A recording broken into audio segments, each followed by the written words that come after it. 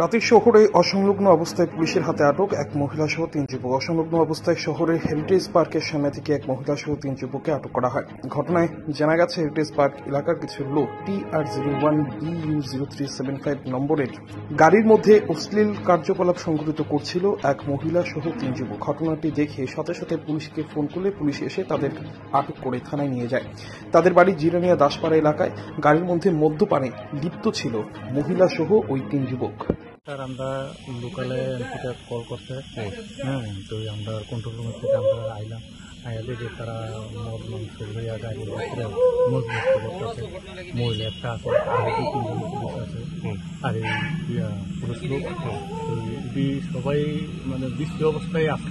আমরা কি করতেছিল আপনারা এসে কি দেখলেন? তারা মদ মাংস খাইতেছে আর মহিলার লগে পুষ্টি মুষ্টি করতেছে। আচ্ছা, কতজন ছিল? 3-4 জন ছিল। আর মহিলা? তাদের বাড়ি কোনখানে শুনছেন? এরকম কোন ব্যক্তির পরিচয় দিছে কি তারা? হ্যাঁ, তারা তো কইতেছে তারা জিরানিয়া থেকে আইসে, আয়া তারা আনন্দ উপভোগ করতেছে। এই জায়গাটা কোন জায়গা? এটা হলো আমরা হেরিটেজ পার্ক। আর কিছু পাওয়া গেছে কি?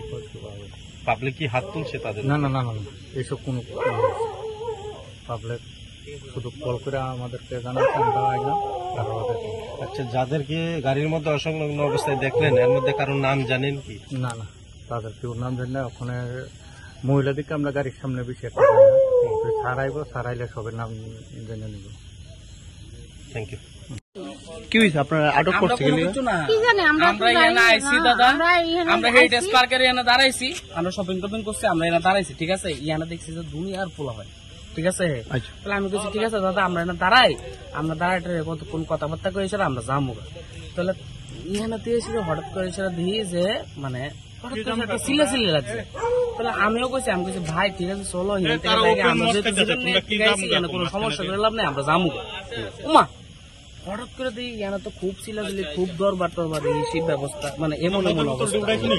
এই ব্যাপারটা হঠাৎ করে দিই সাতটারও আইসে, আমরা গাড়ি পেয়েছি, আমরা ভর্তি রাখছি।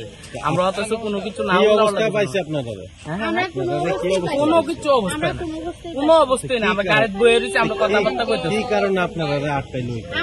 আমরা জানি না, এটা তো কোনো অবভিয়াসলি কোনো কিছু নাই না।